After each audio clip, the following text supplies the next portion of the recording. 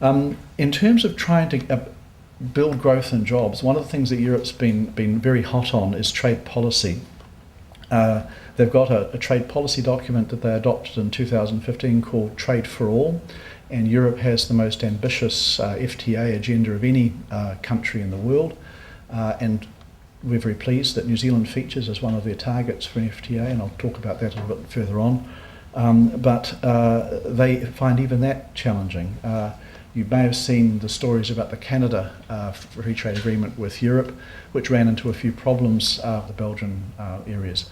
It wasn't just Belgium, though, that had problems with that. Slovenia, Bulgaria, Romania, Austria all had problems in the end game, and it showed that, again, the politics of trade in Europe is tricky. The institutions are completely committed to free trade because they see free trade as a way, or trade improvements as a way to build jobs and prosperity, new linkages in markets where they haven't had them before. They see it as a way to stay competitive because other countries like us have done FTAs with other people, and they're working very hard to get down that path, but it's not straightforward. There was an issue around competency. What is the competency of the European institutions and what is the competency of the member states? And that's come up around the Singapore Free Trade Agreement, which hasn't been signed yet. It's been sitting as they've been waiting to sort this question out. It looks as if they're getting close to that, but that's probably going to require them to change the way they do some of their trade policy agreements and settings. So there's further work ahead for them, and that will have a flow and impact on our negotiations in due course. Beyond that, the US is a challenge for Europe at the moment. You've probably seen comments from one of the presidents, President Tusk of the EU Council, who said that US policy settings are a challenge. I think there's two things at work there. One thing is that they're trying to figure out, as everyone is, what the Trump administration will mean for policy across a really broad range. But the second reason I think they've highlighted it is that when you've got challenges such as Europe is facing, being able to say there's an external challenge means you can possibly tie together and lock together a bit more effectively than otherwise. So I think there's a couple of things going on in that space. But it's very clear that figuring out where the Americans sit on things from climate change to security to trouble spots around the world, to aid, to the links with Europe generally, that's going to be a very big focus for the EU over the next period. And they're all busy trying to sort things out. I was very pleased to see that Vice President Pence has been in Europe this week, and he's been trying to reassure them about the American commitment to NATO, which is something that the Europeans were quite concerned about. There are elections coming up in Europe this year. There's always elections, obviously, but there's some quite important ones coming. The Dutch have elections on the 14th of March. Likely to be a continuation of a coalition-type government, but the right is quite powerful and will get an increased say probably in the Parliament. The next one after that is France, where the expectation is that Marine Le Pen, who's a right-winger, will get to the second round. And there are some commentators who think that she has a chance of winning in the final round, and if she were to win, she said that she would like to see France leave the EU as the UK is leaving. Now, if that was to happen, that would be an earthquake of great magnitude for Europe and for the rest of us, because how you sort through that would be very complex indeed. The conventional wisdom is, though, that she's unlikely to win in the second round, especially against Macron, who's been rising up very fast. But it's a very strange French election because you've got two people who don't come from the established parties who have got into or likely to get into the final round playoffs. So it's a whole new game. If Macron wins, he is very much a pro-European, and he would probably work very closely with the Germans to have a strong European plank to French policy, which would be positive in terms of Europe at this point. Brexit, of course, is another big issue for Europe this year, and I'll talk about that as a separate item. But just to say, it's not the number one issue for them. When you talk to the Europeans, they say immigration, immigration, immigration. Brexit comes up at about 3 or 4 when you're talking to them. The reality is that once Article 50 is triggered, I think it will rise. But they're quite consciously trying to downplay Brexit for a number of reasons, including they don't want to encourage other people to be thinking about going down the same track. In terms of NZ-EU, EU is a major partner for us at every level. It's our third largest trading partner. The second largest investor group in New Zealand is Europe, and Europe is our third largest destination for our investment. And the goods trade, it's about just over 20 billion New Zealand dollars a year. The benefit slightly in the European favour. It represents about 12.6% of our total trade, so it's a really key partner.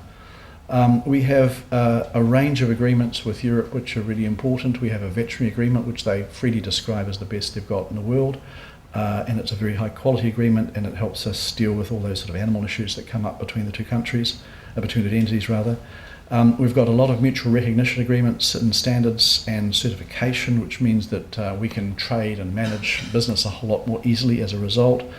We've got a range of annual consultations, including in agriculture, science, on the Pacific with Australia, fisheries and trade.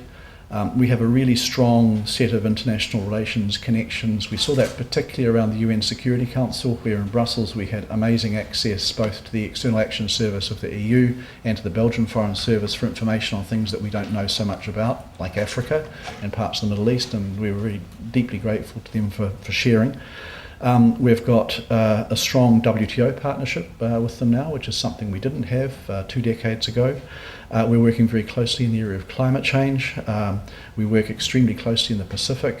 People don't know it, but there's been a couple of conferences that we've co-organised in the Pacific, which have raised $2 billion to do sustainable energy projects across the Pacific. So that's really changing the game in the South Pacific, and it's something that we've partnered up to do.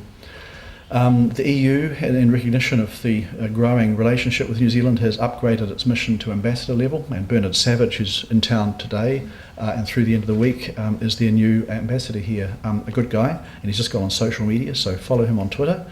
Me too, please. So it's a big relationship for us. There's a big built-in agenda, and we're doing a lot together to try and find new ways of cooperating. We joke that on both sides that if it weren't for geography, we'd probably be a member of the EU because the values and interests are just so close. And we saw that when Prime Minister English came to Brussels for his first stop on his first overseas trip in January. You know, every conversation began on the European side, celebrating the values and the cooperation, the engagement that Europe had with New Zealand. And they'd say over and over again, there are very few partners that have the kind of relationship that you do with us. And it was one of mutual respect and quite easy. And very quickly, the Prime Minister and the presidents of the three institutions got down to tin tacks on all sorts of issues, and the level of candour for me as a professional diplomat was really quite refreshing to see. Often you'll see people speaking code about things all very correctly, but this was all, you know, as if you were sitting with someone you'd known for 10 years and you were really sort of telling it like it is. It was really refreshing and quite positive for us. So we're in a good space on the relationship. This year, the three big things for us were firstly the Prime Minister's visit. That was really important for us to make sure that was a success. It was his first trip and his first stop. And I'm relieved to say, and my team's relieved to say, it was a good visit. We saw the three presidents of the European institutions, plus the Secretary General of NATO, plus the Belgian Prime Ministers. We got 5 of 5 in terms of the big people in Brussels, which was extremely positive. And all of the conversations were great. The PM got down to see some of the important World War I commemorative sites that will celebrate centennial events later this year, which was really moving for him and good for the relationship with Belgium. And on the key FTA question, which was top of mind for the conversations, he was assured that from the perspective of the EU institutions, they're keen to see that move forward as soon as possible this year. So we would hope that we'll get into negotiations with the EU on that this year. It's going to be a tough negotiation, obviously. We hope it'll move relatively quickly. President Juncker, the President of the Commission, said publicly he thought that 2 to 3 years would see it through. That's a view that we have also. But these things you only know about once you get into the negotiation, you're sitting around the table. So we'll have to see where we get to. The Canada one, for contrast, took 7 years. The one with Vietnam took 2 years, 9 months, and that's their fastest at this point. But we've spent a lot of time getting to this stage. We've had about a 2.5 year process of really getting into detail with the EU about what's involved and what's required and how we might go about it. So we've got a reasonable degree of confidence. We know what they need and what they know what we need. So we'll see how we go.